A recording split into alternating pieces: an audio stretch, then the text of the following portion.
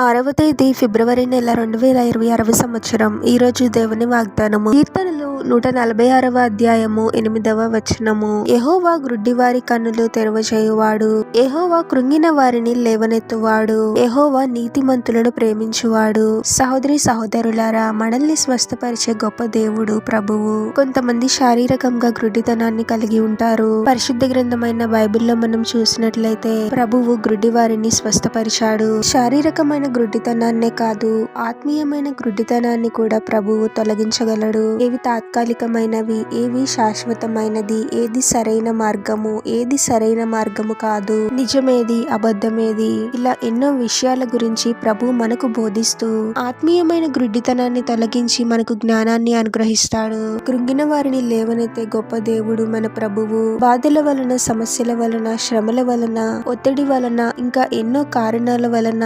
మానసికంగా కృంగిపోతూ ఉంటాము. ఇటువంటి సందర్భములలో ప్రభువే మనల్ని ధైర్యపరిచి లేవనెత్తుతాడు. గొప్ప స్థానంలో మనల్ని నిలబెడతాడు. నీతిమంతులను ప్రేమించే దేవుడు మన ప్రభువు. ప్రభువు పరిశుద్ధుడు.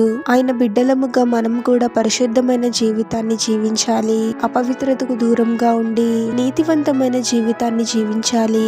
ఎటువంటి అన్యాయమునకు చోటివ్వకూడదు. కానీ మనల్ని ప్రభు చూస్తూ ఉన్నాడు. మనము ప్రభువునకు లెక్క అప్పజెప్పవలసిన వారమై ఉన్నామని గ్రహించి నీతివంతమైన జీవితాన్ని జీవించాలి. నీతిమంతులను ప్రభువు ఎంతగానో ఆశీర్వదిస్తాడు. ప్రార్థన.